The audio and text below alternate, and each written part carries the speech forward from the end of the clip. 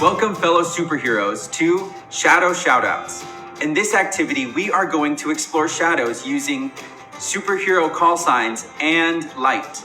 You'll need a flashlight or maybe a phone light for this activity. So, as an example, we have a flashlight here and some light on the wall. When I hold an object up to the light, the closer it is to the wall, you can kind of see how clear it is. The shadow, at least. When you hold it closer to the light, it looks more blurry, like we can't quite tell what it is.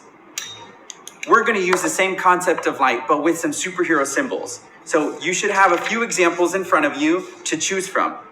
I'm going to go with a circle, and I'm going to use the Green Lantern symbol. So you first want to outline your symbol onto the shape. It's important to remember that we want the symbol to be touching the thick black edge of the circle so that when we cut it out, it's complete. So I've got an outline here prepared of the Green Lantern symbol. So it's going to look like that. Now, this other area I've got to color in, but there's some areas that I don't want to color in because those areas we're going to cut out, okay? I'll show you in just a moment.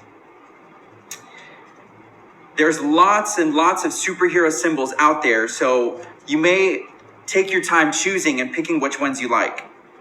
There's a few popular ones like Superman or maybe Wonder Woman or Batman. But again, there's lots of superheroes to choose from.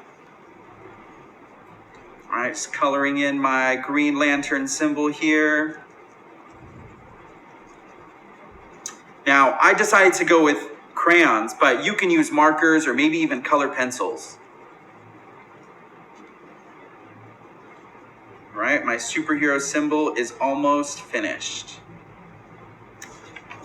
There we go. Okay, so notice how my superhero call sign is touching the edge of this circle. Okay, so now we want to cut the circle out, and then we're going to cut out some of those other spaces in there as well. Here we go.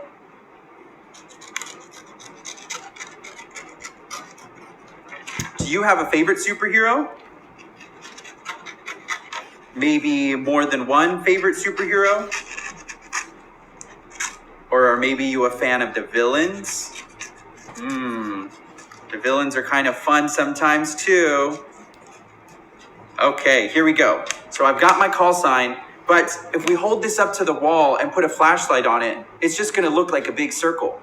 Now we've got to cut out some of these other areas around our logo. This might be kind of tricky. So if you need to start a cut somewhere on the inside without cutting your circle, you may just want to fold the paper a little bit and just do a nice little cut. Let's try right there. So I folded it and I made a little cut. So now it's going to be easier for me to cut on the inside of my circle. If this part tends to be a little tricky, it might be helpful to have a grown-up help you. All right. So you're going to want to cut out very carefully some of the white spaces of your call sign that aren't colored in. Now, I got started there and you kind of see where I'm going with it, but I've also got one prepared to show you. So once your call sign is cut out completely, it should look something like this. The symbol in the middle, and then you've got your outer black circle, okay? Now, we've also got some popsicle sticks so we can hold up our call signs. I'm just gonna add some tape to it. And my call sign is just about ready. I decided to tape it in the center, but depending on your call sign, you might be able to just tape it on the bottom as well. Here we go. So this is the call sign, and now we're gonna add some light to it. Can we see that? So again, a little closer. It might look a little blurry, or maybe your flashlight isn't big enough, but closer to the wall or a certain area, and you can see the symbol. I wonder which superhero is going to come to the rescue. Why don't you give it a try?